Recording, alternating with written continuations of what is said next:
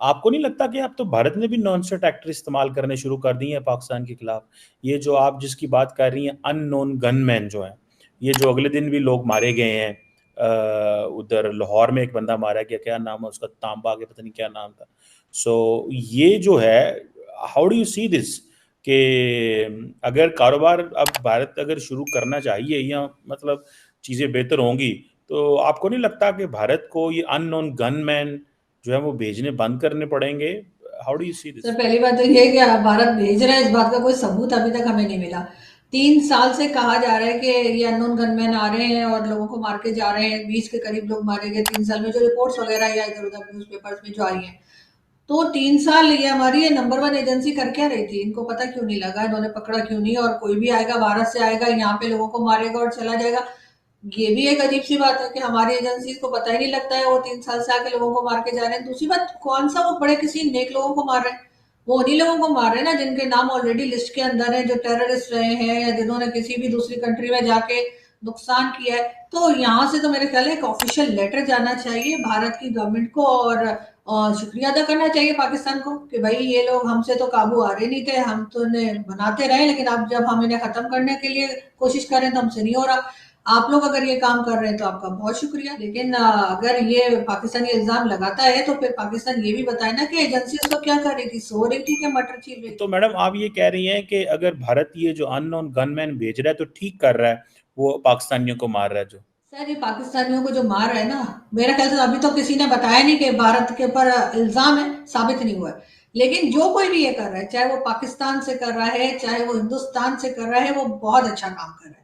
इसलिए कि ये लोग जो हैं ये किसी के सगे नहीं है, ये तो किसी को छोड़ नहीं रहे थे। तो बार बार जाके आपको मालूम है कि चाहे वो लश्कर तैयबा हो या कोई भी दूसरी ऑर्गेनाइजेशन हो, उन्होंने कई बार भारत में भी अटैक किया, उन्होंने कई बार पाकिस्तान में भी अटैक किया। अगर हाफिज सईद की बात ये करते हैं और कहते हैं, फॉर एग्जाम्पल हाफिज सईद, और ये कहते हैं कि जी हाफिज सईद के तो मदरसे हैं और हाफिज सईद ने तो कभी टेररिज्म का कोई काम किया नहीं, उसका नाम तो वैसे ही रख दिया। तो मुझे कोई ये बता दे कि 31 ईयर्स की जेल किस लिए की है? मतलब 31 ईयर्स की जेल किसी को तालीम देने के लिए या किसी टीचर को या उसको तो नहीं दी जा सकती ना। उसके ऊपर टेरर फंडिंग, टेरर अटैक, और एफएटीएफ में पाकिस्तान 4 बार क्यों था? मतलब कुछ तो किया होगा ना। अब कहते हैं नहीं, भारत ने हमें डलवा दिया। अगर भारत ने, फर्ज करें भारत को हमसे इतनी नफरत है कि उसने हमें 4 बार एफएटीएफ में फंसवा दिया, तो बाहर कैसे निकले हम? और फिर हमने ये क्यों कहा कि हमने 24 में से 23 शर्तें पूरी कर दी? इस किस्म की बातें हम क्यों करते रहे? मतलब सर अब आजकल ना सोशल मीडिया का ज़माना है, और शायद इसी वजह से गवर्नमेंट और एस्टेब्लिशमेंट बार-बार हमारा सोशल मीडिया भी ब्लॉक करने की कोशिश करते हैं, वरना अब लोगों में काफ़ी अवेयरनेस आ गई।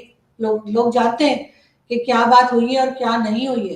तो इसलिए मेरा ख्याल है कि अब इन्हें झूठ बोलना बंद कर देना चाहिए, और कुछ थोड़ी बहुत सच्चाई जो है उसको एक्सेप्ट करके कंट्री को बेहतर बनाने की कोशिश करें।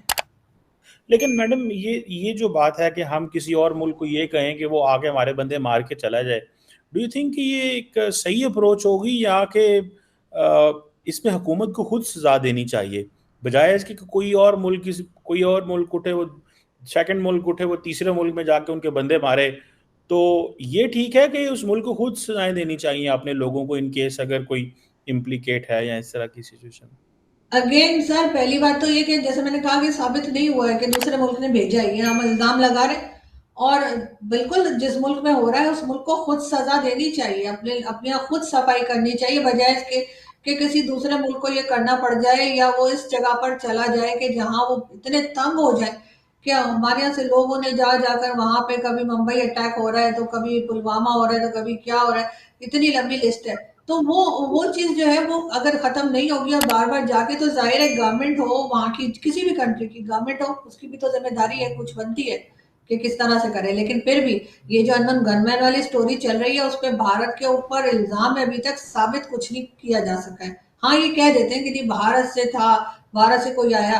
तो फिर आप ये बताइए कि इतने लोगों को मारा गया, 20 लोगों को 3 साल में, तो एक को भी ना पकड़ा है, ना सजा दी है, ना किसी आदमी की शक्ल दिखाई है, ना नाम बताया, ना कुछ हुआ है। मतलब कुछ भी साबित नहीं कर सके ना।